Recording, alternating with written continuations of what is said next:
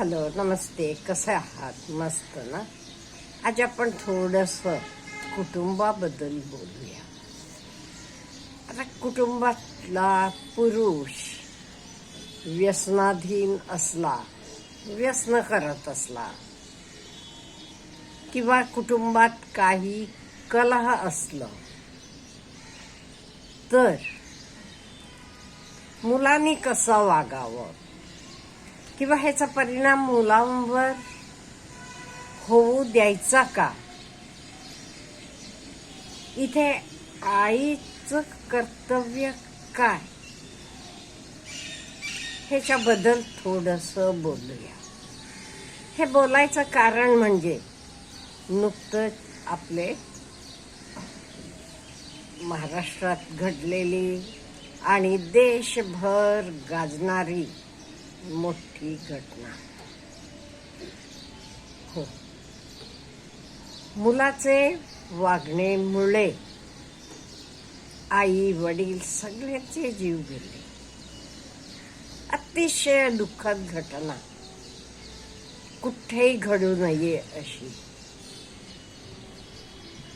तरी काही लोकांचं म्हणणं आहे, कुणाला दोष देऊ नका, अमुक करा. अहो, दोष त्याला द्यायचा नाही ते कोणाला.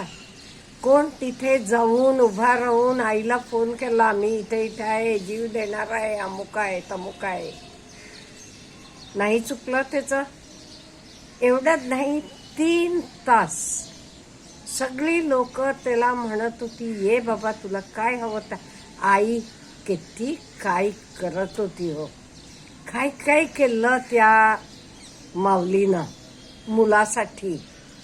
अगदी शेवटचे क्षणापर्यंत ती झगडली. साष्टांग नमस्कार घातले, स्वतःचे गळ्यातलं मंगळसूत्र काढून फेकून दिले. तुला नको ना बाबा, ठीक आहे, मी आहे तुझ्या बरोबर, मी पण सोडून टाकते.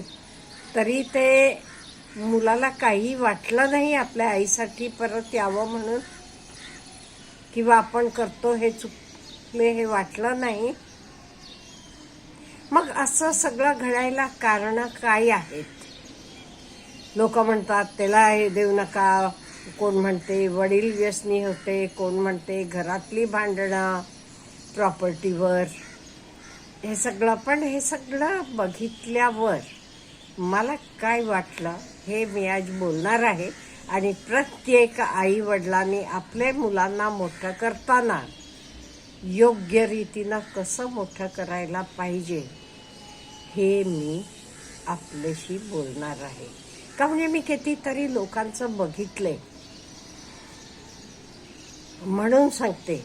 अहो, त्या अडाणी बायका असल्या तरी ते कधी ते मुलांना वाया जाऊ दिलं नाही. माझे ओळखीच्यातल्या एकांचं सांगते. तो मुलगा आजी मोठा क्लास 1 अधिकारी आहे, सगळं काही आहे. तो अगदी लहान असताना त्याचे वडिलांचं खून झाला. मग हे काका काकू तिथेच राहत होते. अहो, आई तरी काय मोलकरणीपेक्षा वरचा दर्जा आईला नव्हता. काय ह्याला वडील नाहीयेत? या मुलाला कॉलेजला येताना सुद्धा तो घरातल्या गाई म्हशींच्या धारा त्यांची सगळी कामं करून दूध डेअरीला घालून यायचा. EBC स्कॉलरशिप मिळत होती, त्यामुळे त्याचं शिक्षण झालं. पुढे तो क्लास 1 अधिकारी झाला. सगळं आईला आपल्या बरोबर आणलाय. गावाकडे त्यांना जवळचे सिटीमध्ये मोठं घर पण घेतलेलं आहे. तरी आई म्हणतीये किती साधी भोळी, म्हणजे बघा, अरे एवढे पैसे इथे घालायचे, शेतात नाही का बांधायचं घर. म्हणजे किती साधी सरळ माणसं. तो सांगतो, गावात आम्ही बाहेर गेल्या वेळा कुठे गाडी दिसली 4 व्हीलर, तेव्हा 4 व्हीलरचा अप्रूप होतो खेड्यातले जागी. आई म्हणायची, बघ तू मोठा भरपूर शिक्षण घे, मग तुझी पण अशी गाडी पाहिजे बरं का. हे बघा, हे आईनं त्याला केलेले संस्कार. त्या माऊलींना माझा नमस्कार आहे. आणि नाही तुझा बाप तसा आहे, तुझा बाप असा आहे म्हणून बापाबद्दल मुलासमोर हवं तसं बोललं की ते मुलाला काही त्याच्या मनात येणार आणि राग आणि द्वेष ह्यातनं तो मुलगा भरून निघणार का नाही. ह्याच्याऐवजी नो डाऊट मी कोणी नशा करायचं हे योग्य आहे, अयोग्यच आहे, कोणी करू नये. आपले कुटुंबाकडे आधी लक्ष द्यायला पाहिजे. तरी एखादा माणूस असा असला तरी त्या बायकांनी, त्या स्त्रीनं, त्या आईनं आपले मुलाला आपले घरची सगळी परिस्थितीची पण जाणीव करून द्यायला पाहिजे. हे बघ आपल्याकडे एवढं आहे, मग हे आपण भागवायचं आहे, हे त्याला जाणीव करून द्यायला पाहिजे. म्हणजे ते मुलाच्या अंगात निर्माण होतं, हो मी शिक्षण घ्यायला पाहिजे आणि मला मोठं व्हायला पाहिजे आणि आईला ह्या सगळ्या दुःखातनं बाहेर काढायला पाहिजे.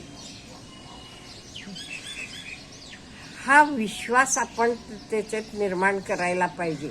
त्यामुळे अभ्यास कर, काहीही करतो, मी तुझे पाठीशी आहे. अहो कितीतरी एक्झाम्पल्स आहेत.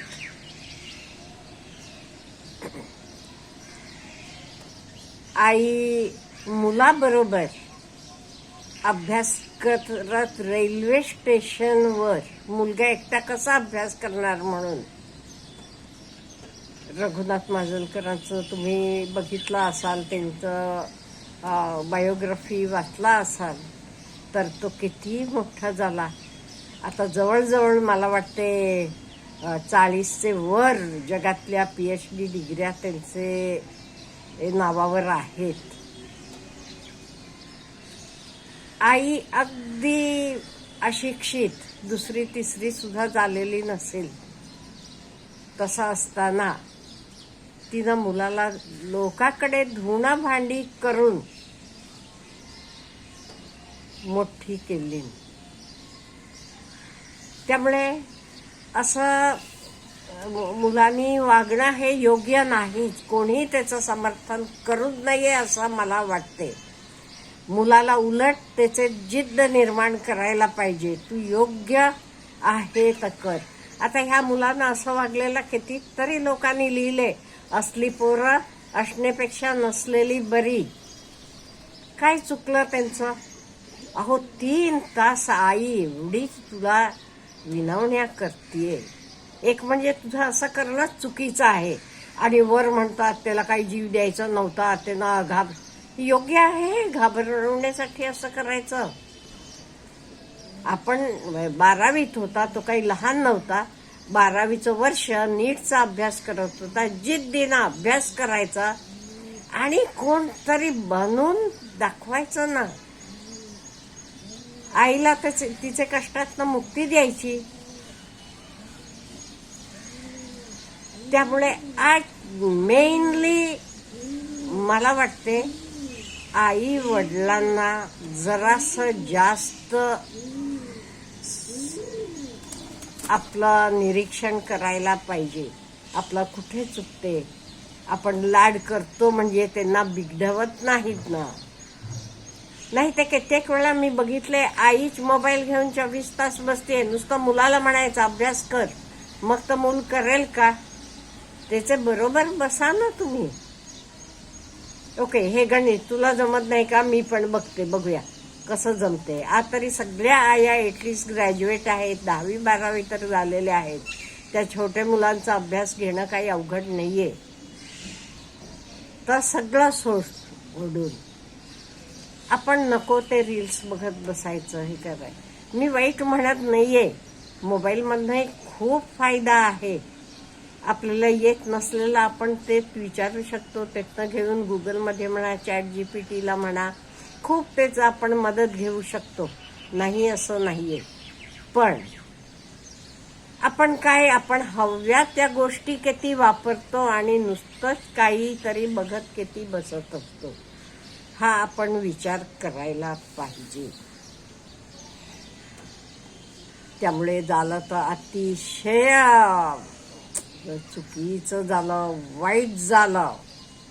त्यामुळे हेतनं तरी आपण सर्वांनी एक जाणून घ्यायला पाहिजे. कुटुंबात आपण भांडणं करून काही करून कोणाला काही मिळत नाही.